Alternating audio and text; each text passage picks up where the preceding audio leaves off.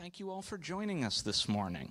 This is a panel titled, How Does Jawboning Threaten Speech? Today we'll be talking about government jawboning and what to do about it. Joining me for this discussion are Adam Kovacevic and Jenin Yunus. Jenin is an attorney at the New Civil Liberties Alliance, where she is assisting Missouri and Louisiana in their lawsuit against the CDC over government jawboning about health misinfo. Adam advocates for the social media industry as CEO of Chamber of Progress and previously worked as a senior director of public policy at Google. I'll start with some brief remarks about the state and scope of the jawboning problem. Adam and Jenin will offer comments about my paper, and then, hopefully, we can come up with some solutions. If you'd like to submit questions for us to answer at the end of this discussion, you can do so either directly on the event webpage or on Facebook and Twitter using hashtag #CatoTechnology. I recently published a paper about jawboning. It's titled Jawboning Against Speech, How Government Bullying Shapes the Rules of Social Media, and hopefully you were all able to pick up a copy on your way in. But even if I hadn't covered it in this paper recently, it would be worth having this discussion today because jawboning is a growing problem. Jawboning refers to informal government pressure. Bullying, threatening, demands, and cajoling applied by government officials to get people or companies to do things the government cannot do on its own. Jawboning was once used in attempts to control prices. And in response to resurgent inflation, some politicians are using it again in the economic arena. But over the past half-decade, jawboning has increasingly been used as a method of roundabout or proxy censorship. The First Amendment prohibits government speech regulation. However, by bullying the social media platforms that speakers rely on, government officials can suppress unwanted speech or interfere with platforms' editorial judgment. My paper focuses on jawboning by members of Congress, but jawboning isn't limited to legislators or threatened legislation. Although legislative threats are often the most visible forms of jawboning. When government presides over antitrust cases at the state and federal level, doles out fiber optic subsidies and lucrative government contracts, there will always be some lever that officials can threaten to pull. What really concerns me, however, is how much the scope of jawboning and the number of Congress members involved has grown. When I first started combing the congressional record for examples in 2018 or so, almost all government demands were narrowly focused around Russian election meddling. There are still issues with this. Platforms can't be expected to secure our elections. Americans do have a right to receive foreign information. And cracking down on foreign disinfo inevitably means cracking down on some American speech that looks like foreign disinfo. But at least the scope of this jawboning was pretty limited. Then, however, jawboning sort of came home. Politicians on both sides of the aisle began making demands about domestic speech and speakers. Elected representatives seem to have become comfortable jawboning about almost everything. Shock jocks, unfalsifiable bias, 3D printed guns, even crass jokes posted by their constituents. Adam informed me that just this morning, Adam Schiff jawboned demanding that platforms do more to remove incel content. So this is a growing and constant problem. Unfortunately, it's a difficult problem to solve. Identifying jawboned content moderation decisions is exceedingly difficult. Government demands often overlap with private platform rules. Members of Congress are protected by the Speech and Debate Clause, and it is hard for courts to correct jawboning, say by ordering the reinstatement of banned accounts or speech, without trampling on platforms' editorial and associative rights. However, the first step towards a solution is recognizing that there is a problem, and I'm confident that today's discussion will go a long way towards doing that. Jenin and then Adam, how do you view jawboning, and what do you think of my paper? Well, it's a great paper. Also, my name is Janine. Sorry, I should have told you before. No. Twitter, No you just meet someone, see someone online, and the folks online want to hear. Is this on? Okay. There we go. So, I mean, I agree with your identification of the problem, and I've seen firsthand sort of how that plays out. So the clients, I represent clients in a case called Missouri v. Biden, where we're suing CDC, but also actually dozens of agencies, as well as the White House itself, for jawboning, for telling social media companies to censor people with certain views. And in our case, the clients are all people who had been accused of spreading COVID misinformation, so it was all about COVID. Two of our clients are actually Martin Kulldorff and Jay Bhattacharya of Harvard and Stanford universities, respectively. They are top epidemiologists in their field, and they had opposed government COVID restrictions, saying that sort of wasn't consistent with their understanding of epidemiology, and offered different ideas for how we should be dealing with COVID.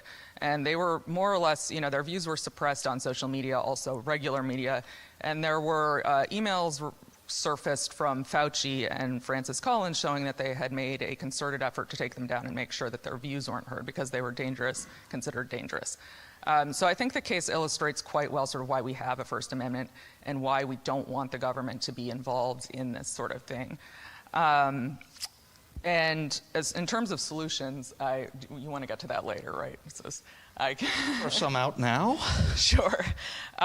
So one way that one state has dealt with this, at least, is so Texas has a law now saying that social media companies cannot censor people in Texas for viewpoint, so expressing viewpoints that the government doesn't like.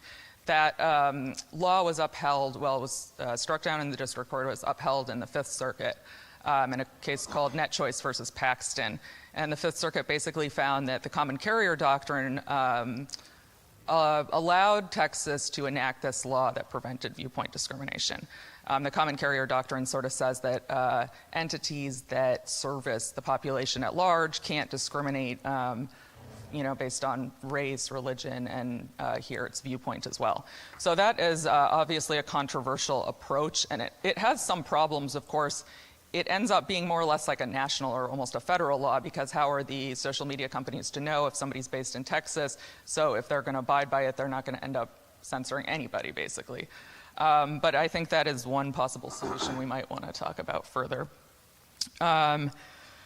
Another point to make, I think, is that the companies, the idea that the companies should just be able to do what they want, and let me back up and say that even if the federal government gets out of this, or the government gets out of this, which is what we're trying to do in Missouri, there's the problem that Will identified in his paper of the companies might still continue to do it because they sort of started this precedent and this is now their practice, and maybe they're afraid anyway, and they know the government has said these things. There's been this atmosphere of threats and coercion that if they don't do as they're told and they don't censor people, that they're subject to regulation or other legal consequences.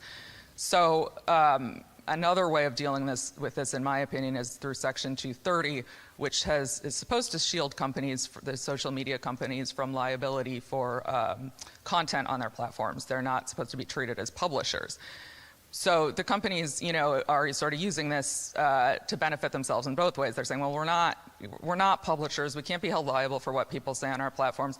But then at the same time, they're using it to say, like, okay, we can censor people because Section 230 says it has provisions saying that you can kick people off for harassment, lewd posts, that sort of thing. And there's a phrase that says, and other something. Otherwise objectionable, which they've interpreted to mean anything, but a lot of people would say should follow from the lewd, lascivious harassment, etc.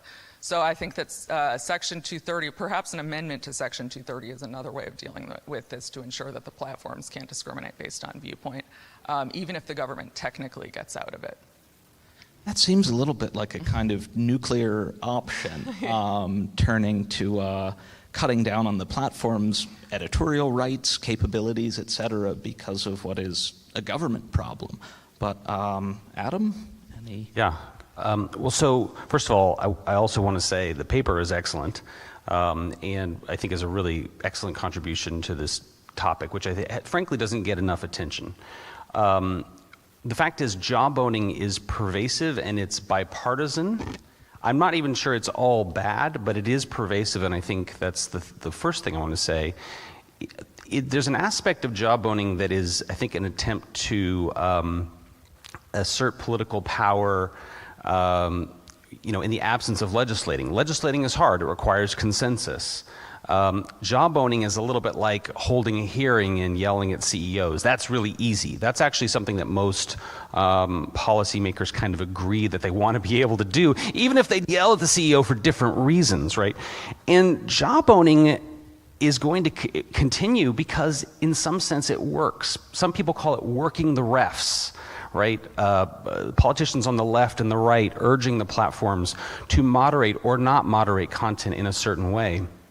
And the fact is that it often succeeds. It at least succeeds in getting the platform's attention. They may not always agree with the criticism being leveled, but pretty much multiple times a week now, some policymaker is sending some letter to YouTube, Google, Facebook, Twitter. These are the biggest targets of jawboning letters that Will documented with an excellent chart in the paper.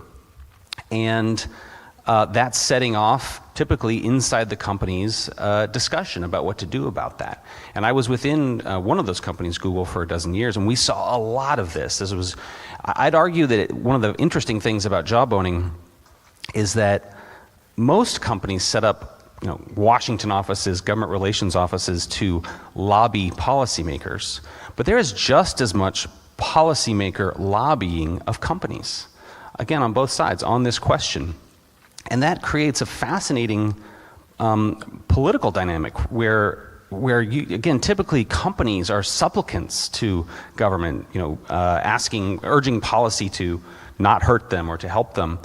And in this case, as Will documents in the paper, in some cases, not all, but in some cases there's an implied threat. And it really is bipartisan. So, there have been many cases, typically by kind of conservative speakers whose speech has been removed from Google or Facebook or Twitter, and they have sued the platforms, arguing that that has violated their rights. And in basically all of these cases have failed, right? And one of the reasons they've failed is because it's not really about Section 230 with respect to Janine. It's really about the First Amendment and the platform's own First Amendment rights to moderate their platform however they see fit. They are not agents of the government, which is what most of the suits allege. Most of the suits allege that they are essentially become extensions of the government because perhaps, the White House press secretary has said something, right? And so, again, nearly, I think all of those suits have failed, and I expect they will continue to fail. But I do think that this issue of jawboning is here to stay, and one of the things I'm interested in is, how do we kind of deal with it? How do the platforms deal with it? Because it's not to say that a critique that a policymaker might level of a platform's content moderation policies, whether from the left or the right, is invalid. Much of those criticisms might expose a new issue or a blind spot that the platform has with respect to a certain type of content. And so I actually think that's good. I think it's good that policymakers have some ability to say, hey, there's this new area of content that you might want to think about revising your policies to address. Of course, where it becomes problematic is I think where it's tied to some kind of threat, which is I think part of this. I'll just say one last example of this. Over the last couple months, there's been this whole back and forth between Senate Republicans and Google about Gmail spam filters, and this study that was done that they interpreted to believe that Gmail spam filters were discriminating against Republican fundraising email. And they were upset about it. I think they were misinterpreting the study, but that is what they believed. And Senator Thune introduced a bill called the Political Bias Act that would have prohibit email platforms like Google from using biased filtering algorithms on emails from federal political campaigns unless a user took proactive action to apply a certain label to that email. Just last week, the RNC sued Google over this issue, right? And these are, in my view, blatantly unconstitutional violations of the platform's own speech rights.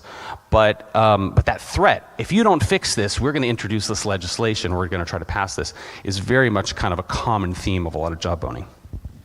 Yeah, so Adam, you mentioned that jawboning is easier than legislating. There are also a lot of side constraints on legislation that are a result of the First Amendment. It prohibits a lot of government rules and regulation around speech. In other countries, the deluge of internet-born cheap speech has been met by new government regulation. The UK's online harms bill will penalize platforms for hosting lawful but awful speech. In America, because the First Amendment prevents this sort of legislation, we nevertheless, though, have concerns about abusive and false speech, the same concerns as everywhere else. Is jawboning a path-dependent response to the First Amendment's protections? Is it a kind of inevitable way of accommodating these demands for censorship in light of this strong prohibition on government regulation? And could it have ended up anywhere else? I'd love both of your thoughts on this. No, I completely agree, because what you see in, for example, the UK or Australia, for example, they'll get policymakers will get upset that platforms have maybe allowed a certain kind of speech, which again is legal, and they will put this kind of pressure themselves. After the Christchurch massacre in New Zealand, number of the governments put pressure on the companies to essentially take action on certain types of content, violent. Legal, right? Legal under the First Amendment, speech and content, but take action on it within a certain period of time. And of course, something like that might have a lot of people agreeing with it, whereas other content decisions there might be less consensus around it. I do think that this is an American specialty, jawboning, because of the First Amendment. It's also it's a complicated place for the platforms to be perfectly honest too, because they're constantly having to navigate this question of kind of who do they listen to, and even if you set aside this question of are they being threatened with regulation or a lawsuit or whatever, most companies want to preserve good relations with policymakers from both parties. That's just most companies, right? And so even setting aside whether there's a concrete threat, it makes them uncomfortable because it makes it hard to do that. Just before we get to Jen, and I have to jump in on your comments about Christchurch, because a lot of the demands after that incident implicated live streaming features generally. They didn't relate to particular speakers, but instead politicians demanded changes to the platform's design and architecture. And I think those styles or demands are very interesting, because on one hand, they really alter or interfere with the platform's design. But from a user standpoint, we aren't sure who is affected and how much. It might be a future user who would have used the live streaming feature but for this government demand that changes it. Just last week, the Attorney General of New York, Tish James, put out this report about the Buffalo shooting, which was live streamed. And she said one of her recommendations was that online platforms basically implement essentially an army of live reviewers of all live streams, which I think is impractical. Or put it on a delay. Or put it on a delay, right? Live streaming at all. Now, a tape delay, when we had, Monday Night when we have Monday Night Football or the Oscars or something like that, that makes sense, right? You have one person doing it to, a tape delay to audience of millions. Doing tape delay for individual live streams, I don't think makes sense. Jenna? I'll just go back to your question as to whether it's inevitable, and I think it's not. I think one thing that's been lost in this country is a commitment to free speech, and that far too many people understand, far too few people understand why we have a First Amendment and why we have sort of a general, the principle that we allow free speech, and it's because the marketplace of ideas is the best way to go about things. Unfortunately, bad things happen. They always will, and sometimes it will be because someone said something and somebody listened to it, or someone live streamed something. But having government interference in that, in my opinion, is not the way to deal with it, and only adds to the problems and aggravates it. And people have to remember that government actors are people too. And so once you start having, why should they get to make the decisions about what's heard and what's not heard? And again, to go back to my case, what that results in is people really not hearing the views of public health experts who dissented from the government point of view. They might not even have been in the minority, but they just didn't hold the views of the Biden administration at the time, and prior to Biden, the views of people in the CDC and Anthony Fauci, and so they were silenced. And many people might have, I have certain opinions about how we dealt with COVID, but I think that it resulted in a lot of unnecessary suffering, probably unnecessary deaths too. So silencing, in my opinion, is the worst solution. But it's a culture-born problem. Yes, that's, in your yeah. mind. Yes, so I think one way of dealing with this too is civics classes. Maybe civics classes for jawboning legislators. So we've danced a little bit around the hard lines of defining jawboning. And I think there are lots of different ideas in play, different thresholds that have been proposed. I would ask both of you, is government collaboration with platforms ever acceptable? If not, where should platforms go for their information, especially during a novel pandemic where there aren't external to the government authorities that we tend to look to as experts on public health, and even in the national security space. I think we've long tolerated a certain amount of collaboration between platforms and government officials. Yet again, when these relationships come home or are applied to different contexts, the results can change, and we can be very concerned about what they're collaborating about. So where would either of you draw that line? I think that when the private actor is working with the state to accomplish mutual aims, then they should be considered state actors.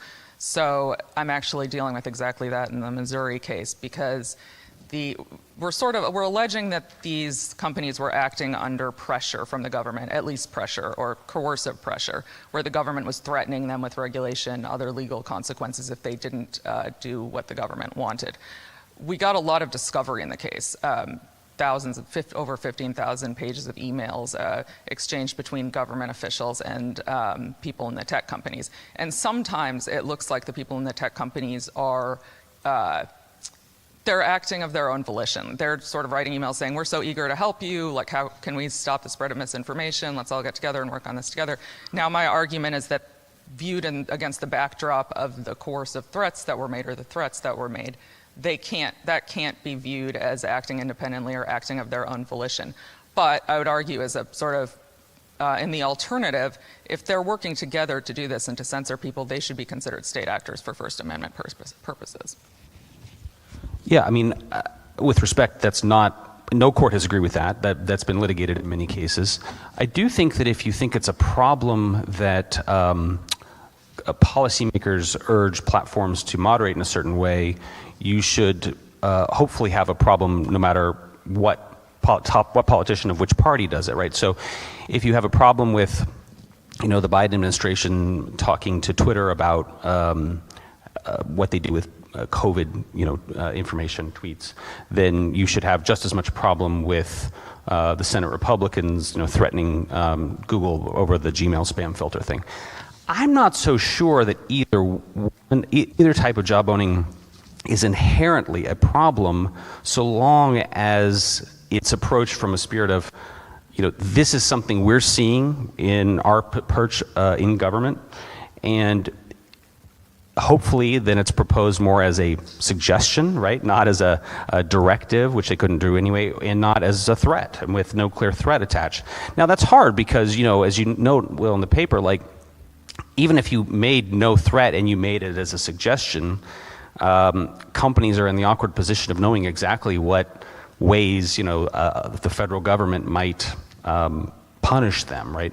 And so I do think it's a challenging thing for companies to deal with.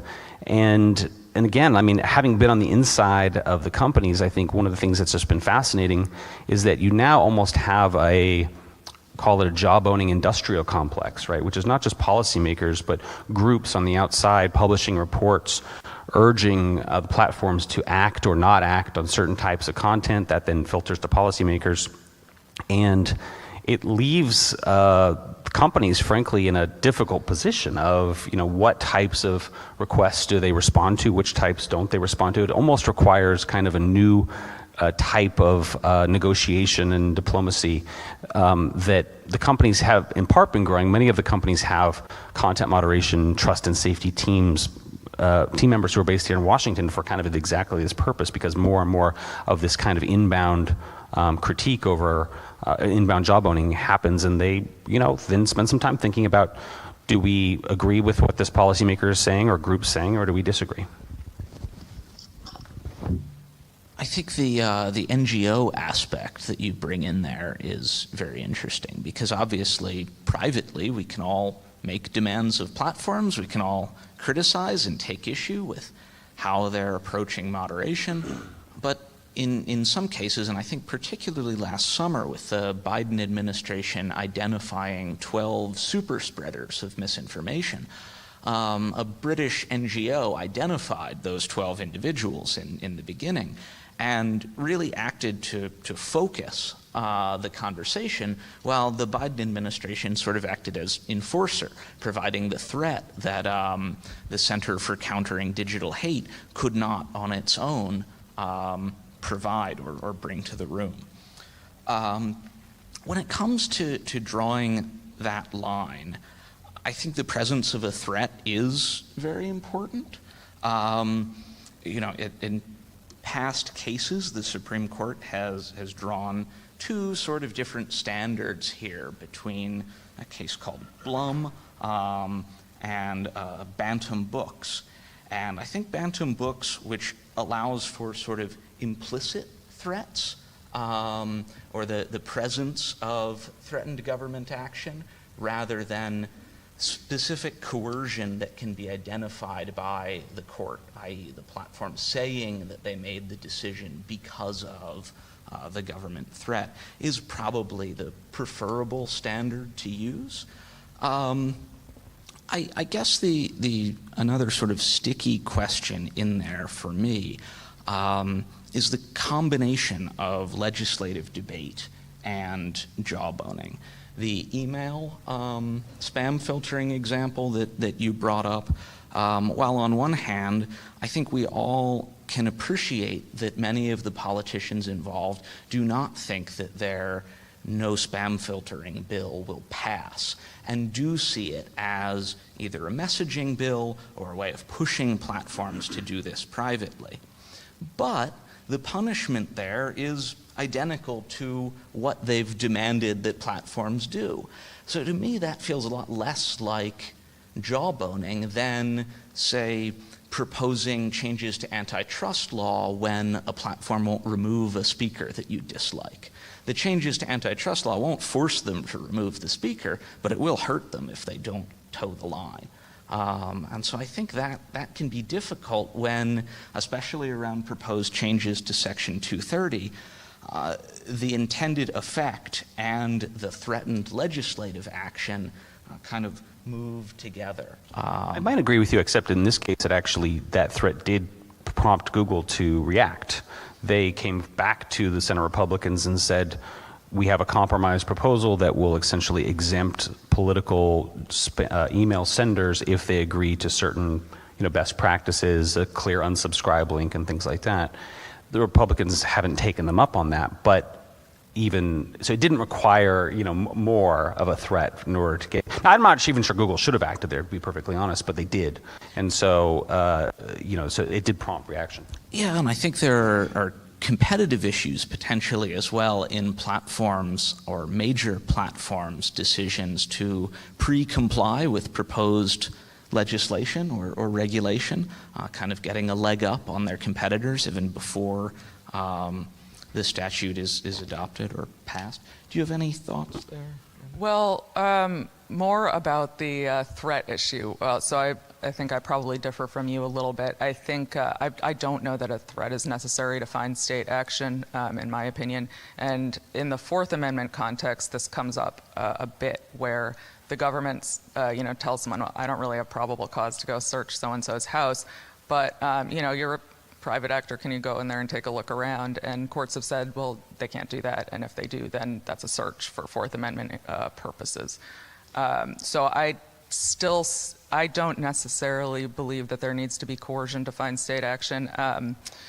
I'll concede that that's new territory in the sort of First Amendment social media context, so there's not much case law that's directly on point, or really any, and I guess what gives me most pause there is the idea of a government official transforming a platform into a state agent merely by yelling at it.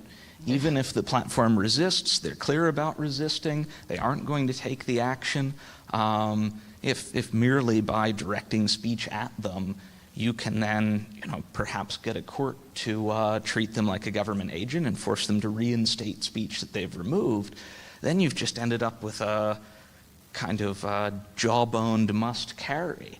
So that's, I guess, what keeps me from going with that threshold, even if from the removal standpoint, it would certainly make it easier to contest or prevent.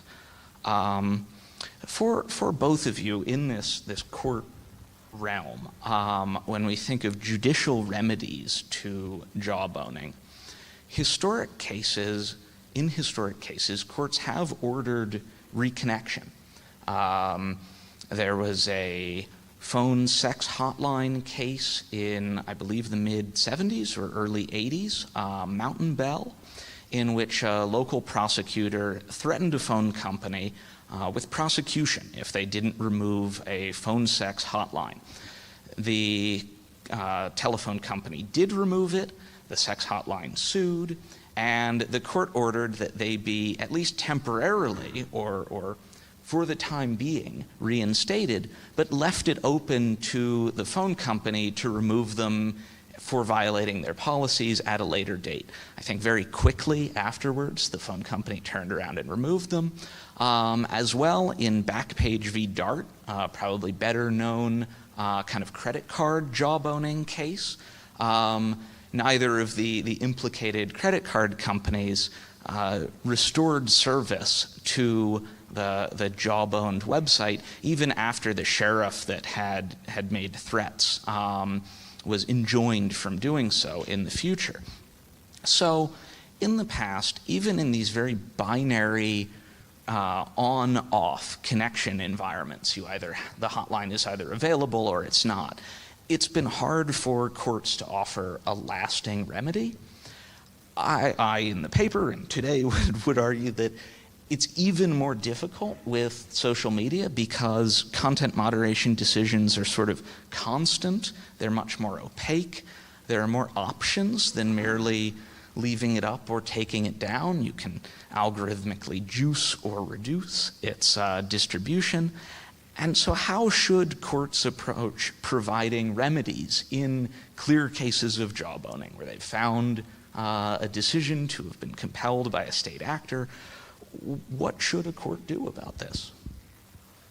Well, I mean, what we are asking for and typically ask for is declaratory and injunctive relief. So the court says this is a First Amendment violation and you can't do this. The government can't be involved going forward. Again, I get your point that doesn't mean the companies will necessarily go back to how they were behaving before, although I think they might, because I don't know that the market favors this type of viewpoint censorship. I mean, that's presumably why they weren't doing it that much before the government became involved, and it certainly drives people away. People want to be on these platforms that have a lot of debate and a lot of dissent. That's why, if you go to Gab or Getter, they're not very interesting because they're sort of echo chambers of, and they don't get that much. They don't get that many subscribers because it's not that interesting the way that Twitter and Facebook are.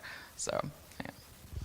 But I think the presence of Gab and Parler and all these alternatives are going to make it impossible for these complaints to succeed, because it's not like the phone company example. There was one phone company then, right? Being kicked off of Twitter, you're not silenced. You have plenty of places to speak. And so I think that I'm very skeptical about any of these court challenges succeeding. And as I said, there's a half dozen cases that have failed because they've failed this step of saying that, as you said, yelling at the platforms does not transform the platforms into state actors.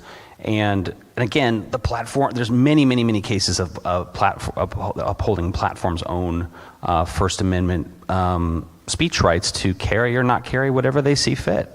And people may not like that. There's obviously moves by Justice Thomas and others to declare platforms common carriers and require them to carry everything. I don't think that's consistent at all with the First Amendment or even the Supreme Court's own jurisprudence. I think one of the things that is interesting about this, though, is that companies are very disincentivized to challenge this in court, right? People whose speech had been removed are very incentivized, as has happened. But companies are not going to be picking legal fights in general with the politicians who jawbone them. That's just not something that I think is even politically wise. So I do think, as I said earlier, I think it's much more likely that this is something that's here to stay, and that the remedy isn't really in the courts. More to the point, the companies aim to, I believe, and should devise content policies that are essentially, broadly applicable, right? So you don't want to, if you're a platform, you don't want to be developing a content platform because politician X came to you and said you should have this policy, right? That is not a durable policy, because what happens when the politician Y comes to you and says the exact opposite thing, right? So when you're developing content policies for one of these platforms, you need to be thinking ahead about kind of how do we create a policy here that is durable. And again, we're talking about speech that is legal, but which the platforms, for one reason or another, decide that they don't want on. White supremacists, Nazi speech, Holocaust denial, etc. So that's the challenge of content moderation, because it all exists in this extra legal environment. Well, I disagree with some of it.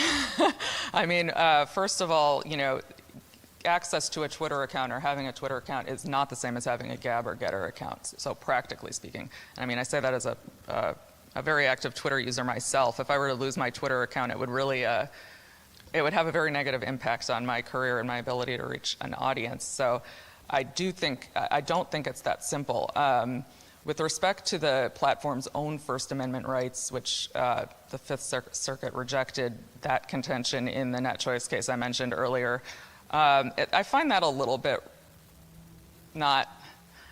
disingenuous. I mean, the idea that they're sort of a publication that's putting forth a certain perspective, or that they really, are exercising control over the message that's sent on Twitter is absurd. I mean, there's no specific message that Twitter is conveying. They're just sort of silencing various people who, for whatever reason, they don't want on there, or the government doesn't want on there. I guess those are sort of two separate questions. But I don't think again that they should be able to get the liability protection that they have under 230 for content on their platforms, and then try to claim that they do have they are publishers for First Amendment purposes.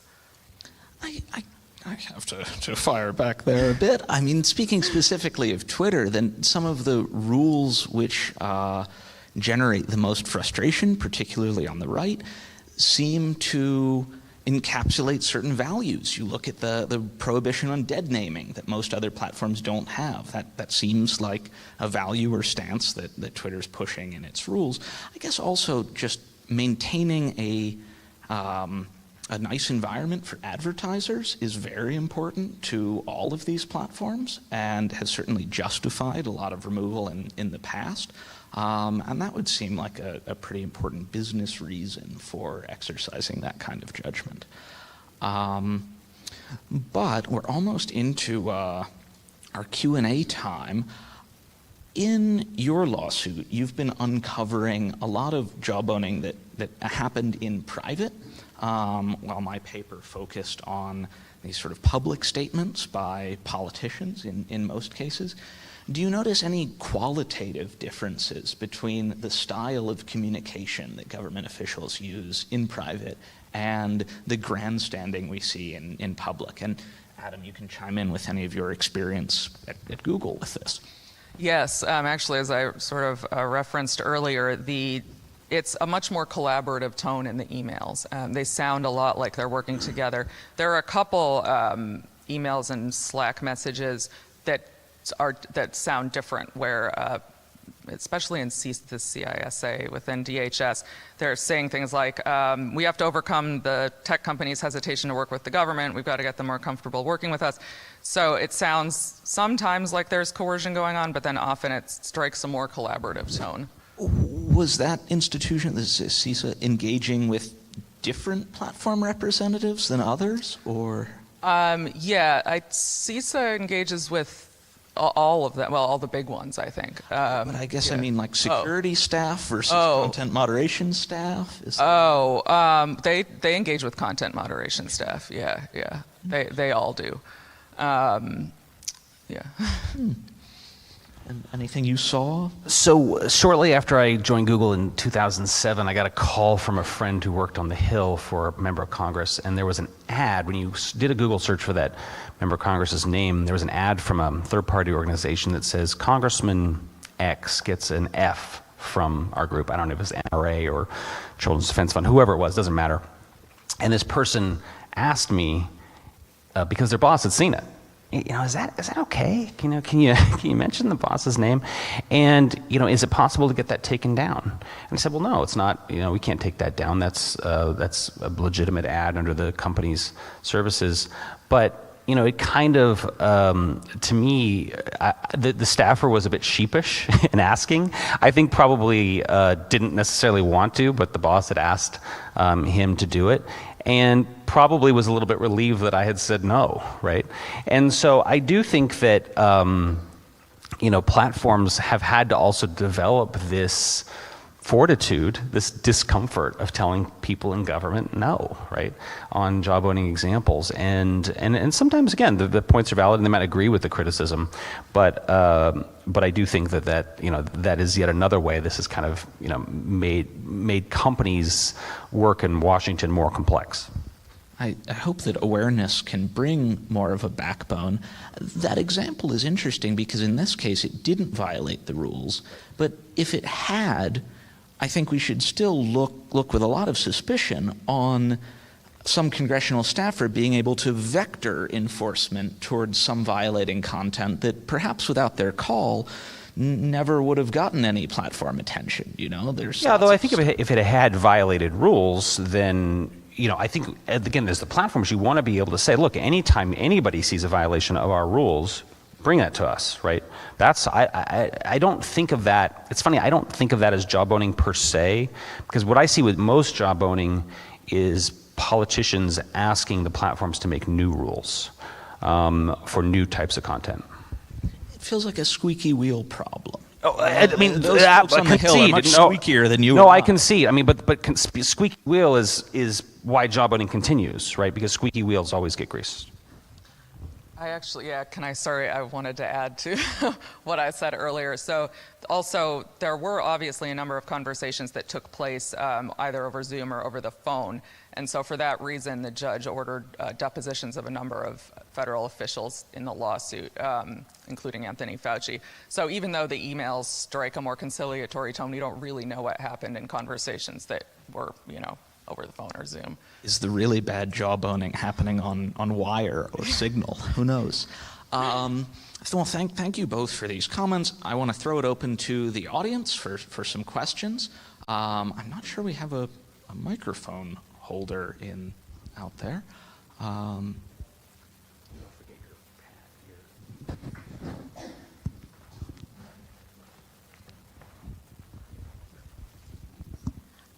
Hi. Okay. Hi, I'm Deborah Weiss. Thank you so much for this panel. I'd like to address this question to you. Unless I misunderstood you, it sounded to me like you were equating policymakers who are hinting or pressuring or coercing social media companies to censor certain types of information to be equivalent to the senator or other policymakers who are pressuring social media companies to not censor various different viewpoints. Can you comment on that, please? Yeah, I do. I mean, I think those are basically two types of jawboning, right? I mean, to caricature a bit, in general, I think you see Democrats pushing platforms to moderate more and Republicans pushing platforms to moderate less. There are exceptions to that, but I think those are the two partisan flavors of jawboning. How so? One is pushing for not a First Amendment, but the broader concept of free speech, and one is trying to restrict it. Well, again, I think the First Amendment is cited with respect wrongly here. You do not have a First Amendment right to say whatever you want to on Twitter, right? The platforms do have a First right to moderate their platforms as they see fit. And the cases are arguing that when policymakers have urged the platforms to do something, that they've transformed the platforms into state actors, and that has essentially become a First Amendment violation because it's been a nexus of government and platforms. They haven't succeeded because, as Will said, those courts have basically said, no, just policymakers encouraging the platforms to do something hasn't equated to state action. But Twitter, Facebook, Google kicking somebody off because they violate their rules is not a First Amendment violation.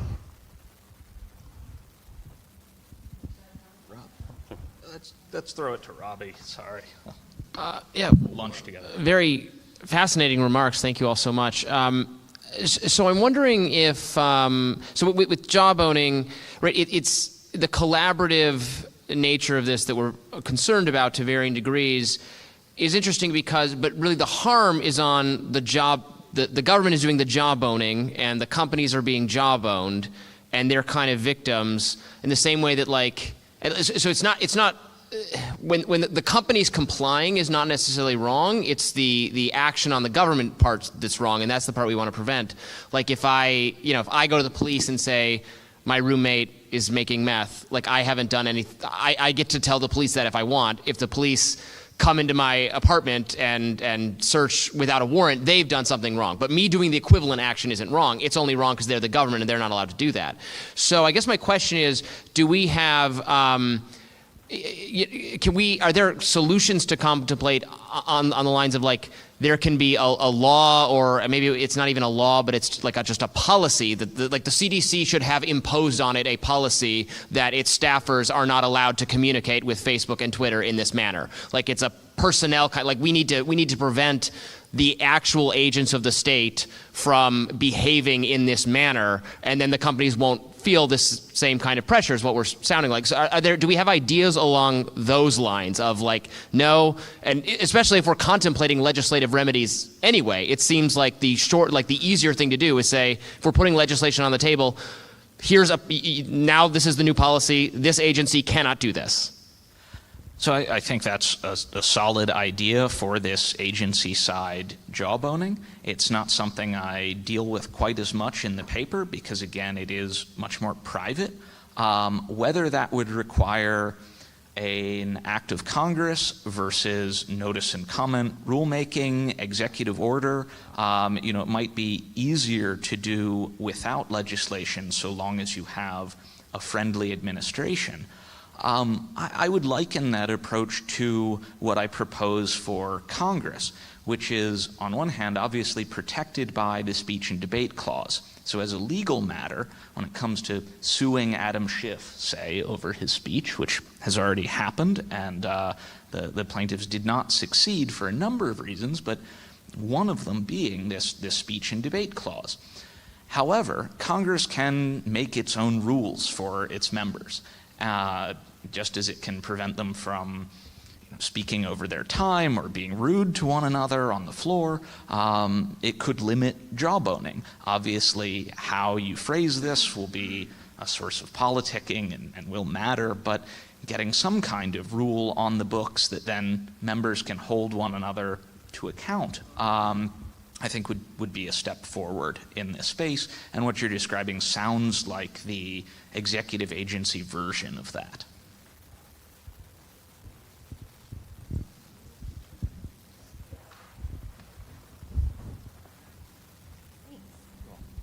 Hi, I'm Jessica Malugin from CEI. I wondered, all three of you, if you're familiar with it, do you have any thoughts on the legislation that is, I think, a Jordan Comer bill that was introduced that I wrote down the name because it does not stick. It's the Protecting Speech from Government Influence Act.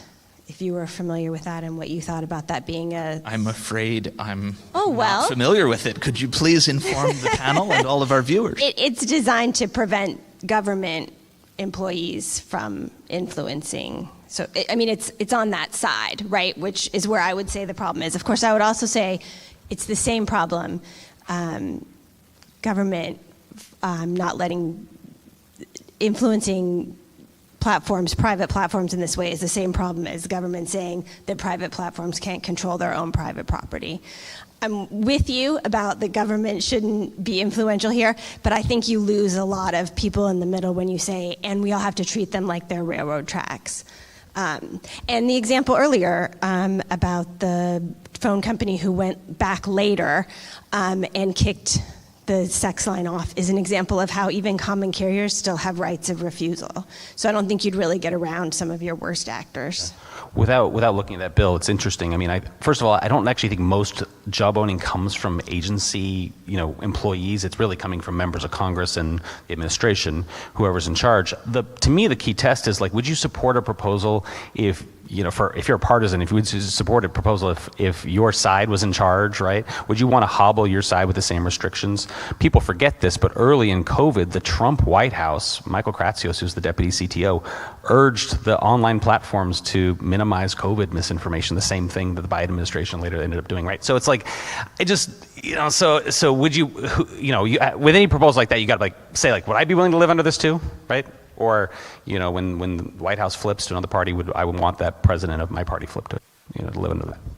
I'll have to read the text. I think the stickiest part of any legislation like that will come in the national security realm. And not just because there's more agreement about cooperation in removing speech, but because the speech that's seen as threatening or dangerous often requires more government-side intelligence to identify.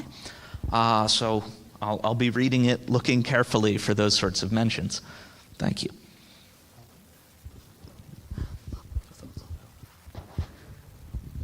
Hi, excuse me. Hi, Carl Golovin. First, there was a quote that I don't know where it came from. Maybe it'll be of interest for all the research. What we can't do by law, we do by policy. And the clear inference of that is that governing by policy is fundamentally wrong, and that we've gone way off the tracks when we ceased to simply legislate laws and enforce them. But aren't the roots of, quote, job owning ultimately the moneyed interests that use our electoral processes to put their candidates in office who then influence which people are political appointees, and then their influence can pervade the top levels of their agency. So isn't job owning really traceable then to problems with electoral finance reform? And actually it connects with another part of Cato, monetary policy reform. The nature of our system of credit facilitates a fairly small part of the population having undue influence on who gets into office, who even the candidates are for both parties. Last comment, and this is more fun maybe, any comment on Elon Musk's imminent closing on the Twitter deal, which seems to have a lot of people feeling anxious that he might create true free speech on Twitter? Well, just on that last one, I think from as we're thinking about job owning, he's an interesting case because on one hand he's voiced a lot of support for a freer or more liberally governed Twitter. At the same time, compared to most tech CEOs, he seems to have many more connections to the federal government and interests that are implicated in government contracts, both here and in other countries, than Mark Zuckerberg, perhaps. And so I think there's potentially a double-edged sword on job owning there, where the man is ideologically more hostile to job owning or collaborating with the state, but on the other, perhaps more vulnerable to some of the threats that may be leveled at him.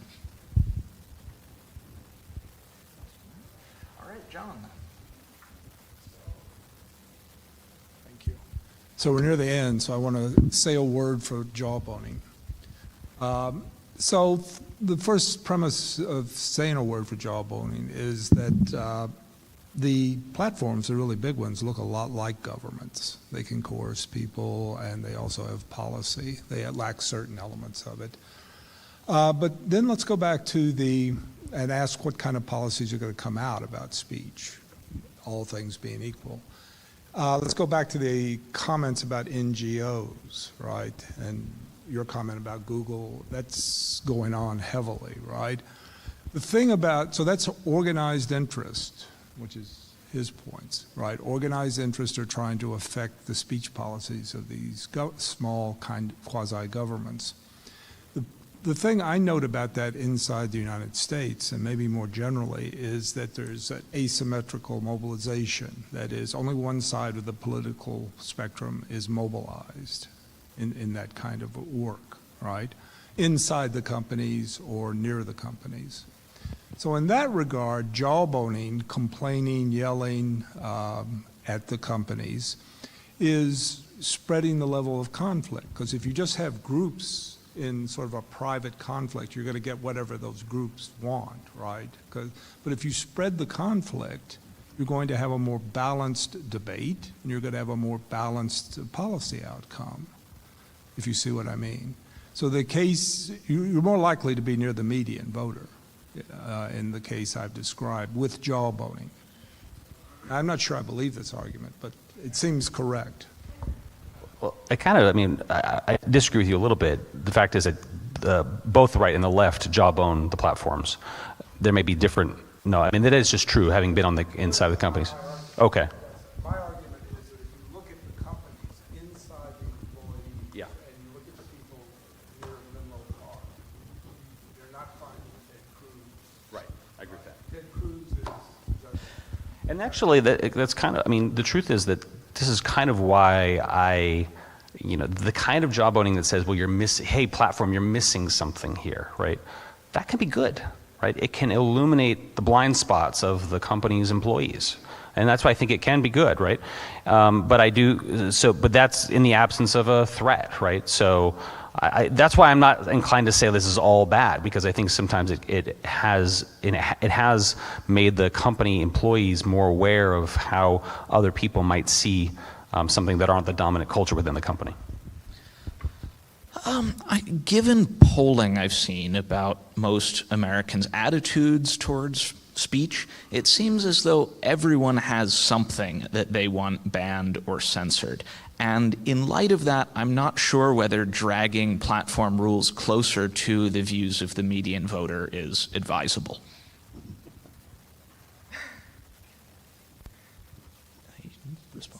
Oh, I share your view on that. I don't have much new to say. All right, well, let's, before we end, get one question from online. We've had a lot of folks throw questions in there.